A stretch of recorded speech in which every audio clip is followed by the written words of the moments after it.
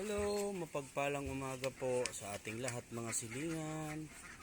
Ayan, ito po yung munting backyard ko na ano. Ayan, yung may little farm natin. Ayan. So, ayan, may mga maliliit pa na itik. Ayan, mga bibi, halo-halo na yan sila. Manok. Ayan. Yan po yung mga alaga natin. Ayun, yan po yung dalawa kong barako. Ayun yung dalawang barako, malalaki yan. Ayan.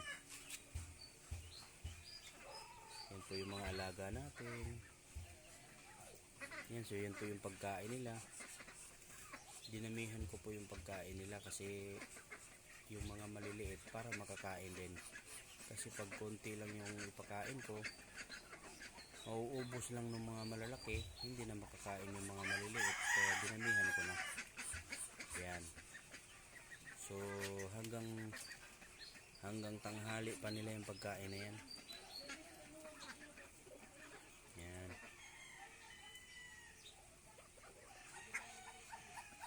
Yan po yung mga alaga natin. Yan.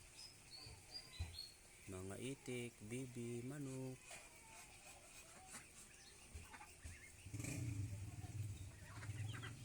Yan po yung mga alaga natin.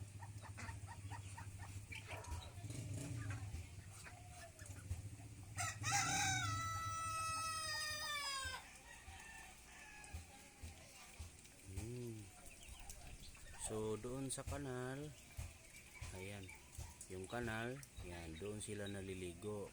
Yan. So yung likod ng bahay namin, merong kanal. Doon sila maliligo. Ayan, pagkatapos dito na sila magtatambay. Ayan. Ayan, ito po yung mga alaga natin. Ito po yung little farm natin. So maliit pa lang ako, mahilig na talaga ako sa mga ganito, mga hayop. Ayan. Kaya hanggang ngayon, ayan, may mga alaga pa rin tayo ngayon. Ayan. Good morning po sa inyong lahat. Salamat po sa mga patuloy pa rin na sumusuporta sa aking munting channel. God bless you all. Ito yung mga alaga natin. Salamat po sa suporta. Sana po ay maparami pa natin sila, yung mga itik natin. Sana maparami pa natin, pati yung mga pato. Yun.